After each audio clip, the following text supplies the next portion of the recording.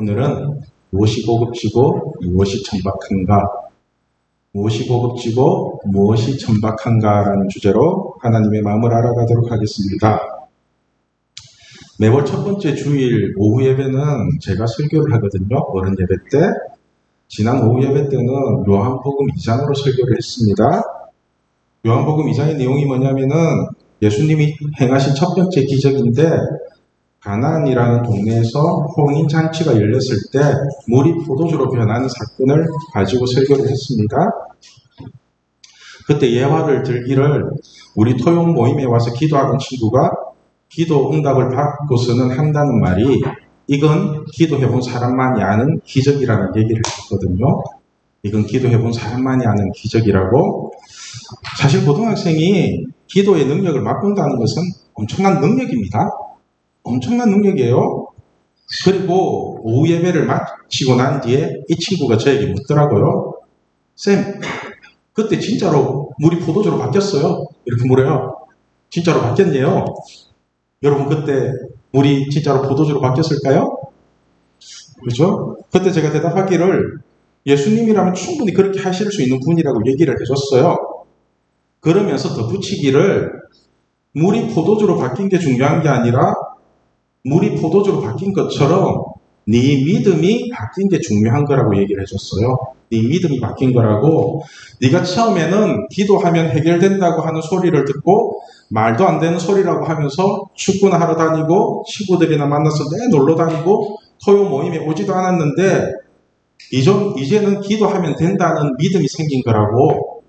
그러니까 이전에는 기도한다고 되겠냐고 하는 거지 같은 믿음에서 이제는 아무리 힘들고 어려운 일이 있어도 기도하면 된다는 믿음이 생긴 거잖아. 이게 바로 사람들의 손이나 씻는 허들의 물과 같은 믿음에서 맛있게 성숙된 포도주와 같은 믿음으로 변화된 거라고 얘기를 해줬거든요. 그래서 이제는 너의 믿음이 다른 사람들에게까지 기쁨을 주는 향기로운 믿음이 된 거라고 얘기를 해주면서 제 마음이 참 기뻤습니다. 사실 우리 중고등부 친구들 중에 이런 식으로 믿음이 바뀐 친구들이 제법 많습니다. 제법 많아요. 어떤 친구는 자신이 지옥에 가는지 천국에 가는지도 몰랐는데 이제는 천국에 간다는 확신이 생겼고요. 어떤 친구는 자신이 뭘 믿고 있는지도 몰랐는데 이제는 하나님을 믿는다고 고백을 하거든요. 하나님 사랑한대요. 여러분이 생각하기에는 어떤 믿음이 고급져 보이나요? 어떤 믿음이? 교회는 다니면서 기도는 하지도 않고 학원이나 쫓아다니고 시험 기간만 되면은 예배 드리는 시간조차도 아까워하는 그런 믿음이 고급져 보이나요? 아니면은 시험 기간이든 아니든 항상 기도하면서 물이 포도주로 바뀐 이 친구처럼 하나님과 함께하는 믿음이 고급져 보이나요? 어떤 것 같아요? 이것을 조금 다르게 물어볼까요? 여러분이 생각하기에는 어떤 믿음이 천박해 보이나요? 공부를 잘하든 못하든 끝까지 하나님을 붙잡고 그렇게 믿음 생활하는 게 천박한 믿음이에요? 아니면 공부 잘하고 성적 받겠다고 하나님을 버리는 게 천박한 믿음이에요? 어때요? 지금 여러분들의 믿음은 고급져요? 천박해요? 또 막 뼈 때리죠? 그죠? 사실 바리새인들의 믿음이 이런 천박한 믿음이었거든요.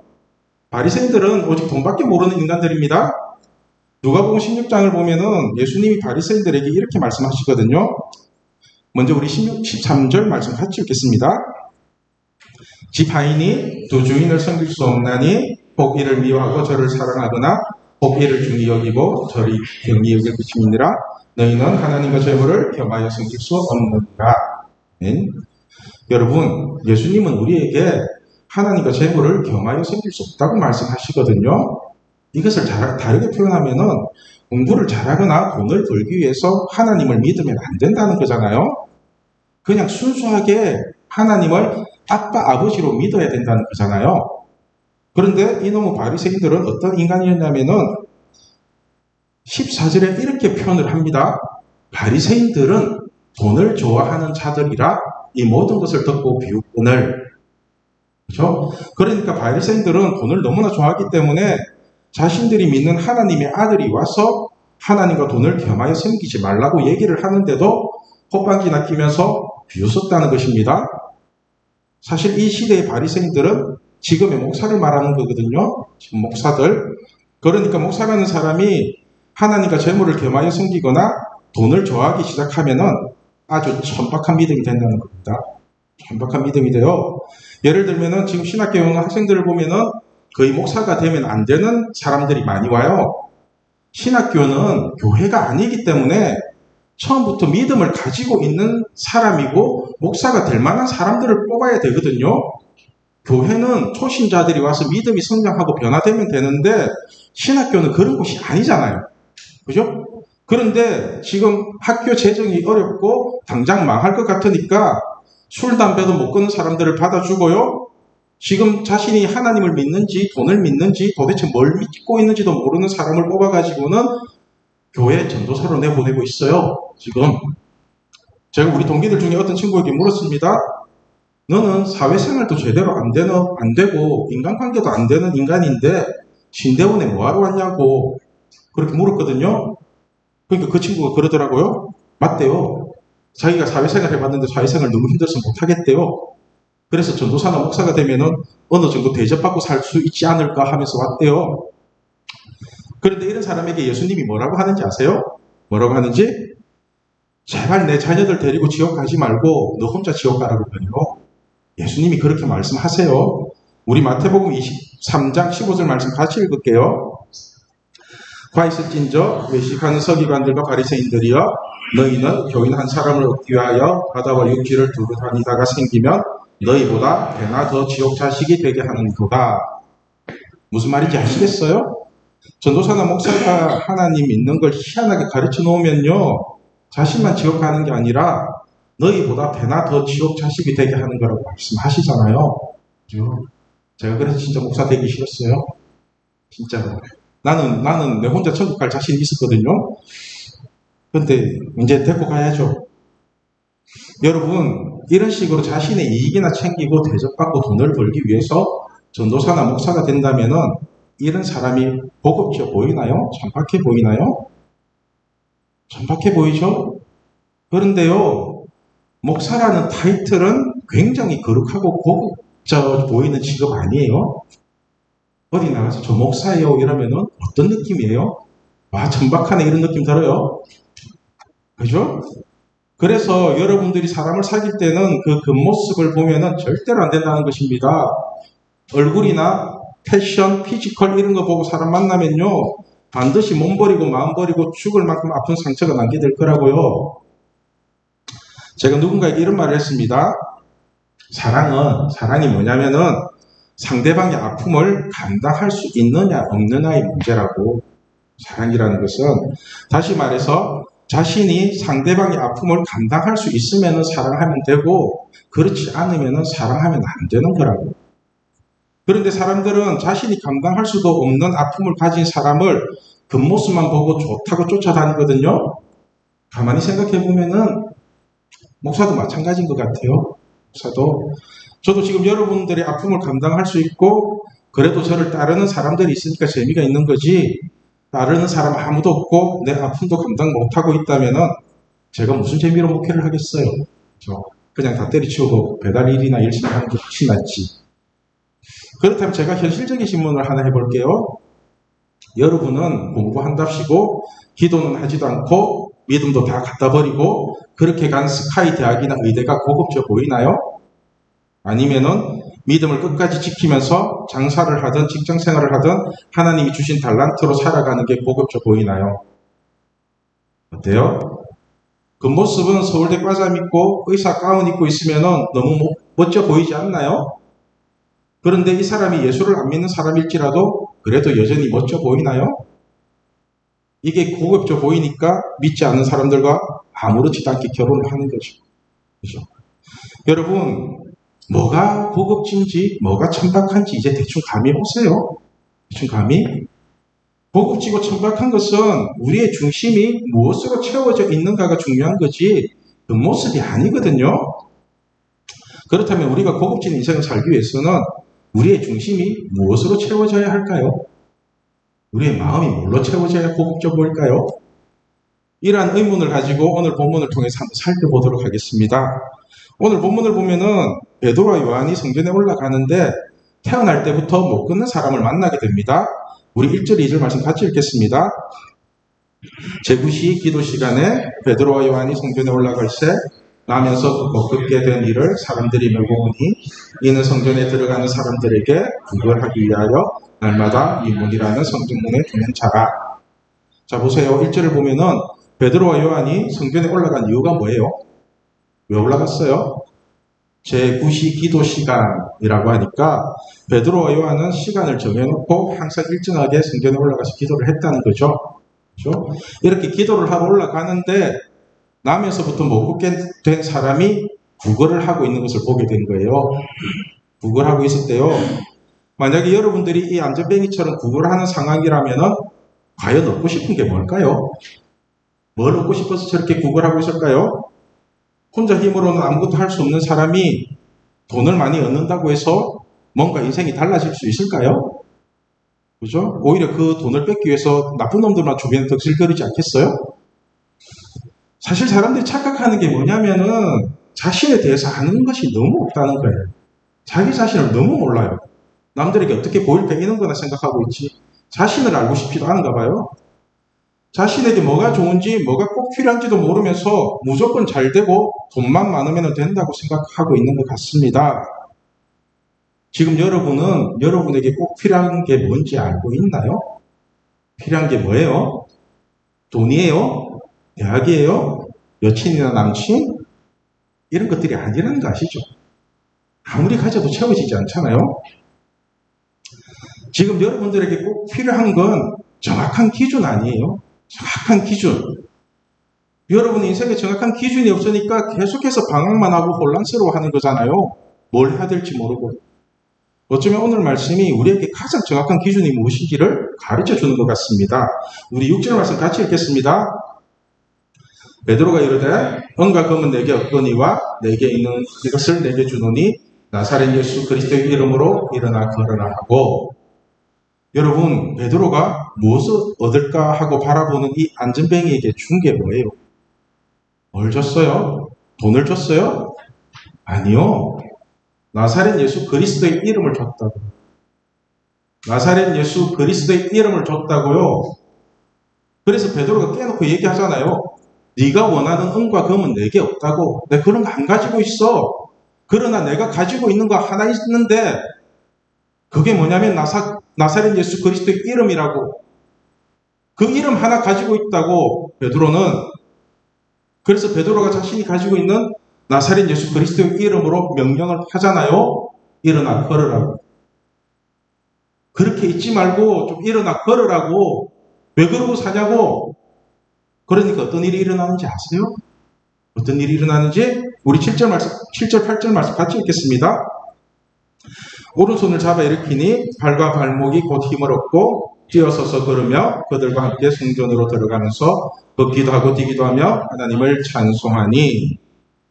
여러분 성전 문 앞에서 구걸하는 거지가 나사렛 예수 그리스도의 이름을 받으니까요. 걷기도 하고 뛰기도 하고 하나님을 찬송하면서 성전 안으로 들어가잖아요. 성전 밖에서 내 돈 벌겠다고 구걸하고 있는 그 사람이요. 나사렛 예수 그리스도를 만나면요. 걷기도 하고 뛰기도 하면서 하나님 찬양하면서 성전 안으로 들어간다고요. 하나님 안으로 들어가요. 뭐가 중요해요? 그러니까 우리 인생의 문제는요. 돈을 많이 가진다고 해결되는 것도 아니고 좋은 직업을 가진다고 해결되는 것도 아니고 오직 예수 그리스도의 이름을 가졌을 때 그 모든 문제가 해결된다는 것입니다. 사람들은 오늘 본문을 보고 자신이 가지고 있지도 않은 예수님의 이름을 가지고 흉내를 내는데 사실 우리가 이 땅을 살면서 어떻게든 가지려고 발부둥 쳐야 될 것이 예수 그리스도의 이름 아닌가요? 예수 그리스도의 이름 가지고 있어요? 돈만 많아요? 공부만 잘해요? 뭘 가지고 있어요 도대체? 은과 금은 없더라도 예수 그리스도의 이름을 가지려고 발부둥을 치면서 사는 게 지혜로운 인생이라고요. 그런데 사람들은요, 이 핵심을 놓쳐버리고 오직 금과 음을 가지기 위해서 발부둥을 친다고요. 그렇다면 지금 여러분들이 하고 있는 노력들이 은과 금을 가지기 위한 것들인가요? 아니면은 예수 그리스도의 이름을 가지기 위한 것들이에요? 어디에 중점을 두고 살아가요? 여러분, 은과 금을 많이 가지고 있으면 있을수록 고급져 보이죠? 그럼 예수 그리스도의 이름 하나만 가지고 있으면 천박해 보이나요? 그게 천박해요? 여러분이 생각하기에 은과 금은 많이 가지고 있는데 예수 그리스도의 이름이 없다면은 그래도 그 사람이 고급져 보이나요? 아니면은 은과 금은 없을지라도 끝까지 예수 그리스도의 이름을 가지고 있는 사람이 고급져 보여요? 어때요? 성경은 이 둘을 동시에 가지고 있을 수가 없다고 얘기를 하거든요. 하나님과 재물을 겸하여 섬길 수 없기 때문에 하나님을 가지든지 돈을 가지든지 둘 중에 하나만 가져야 된대요. 여러분들 같으면은 하나님을 가지든지 성적을 가지든지 둘 중에 하나만 가져야 된대요. 여러분들은 둘 중에 하나만 가져야 되면 뭘 가지고 싶으세요? 돈을 가지고 싶으세요? 아니면 십자가에 죽으신 예수님이에요? 뭐예요? 오늘 말씀의 제목이 무엇이 고급지고 무엇이 천박한가입니다. 여러분, 인문계는 고급지고 시립계는 천박하고 서울대는 고급지고 방통대는 천박하고 의사는 고급지고 공돌이는 천박하고 벤처는 고급지고 다마스는 천박한가요? 그렇게 생각해요? 세상에서 왕노릇하는 마귀는 고급지고 십자가에 죽으신 예수님은 천박해요? 그래요?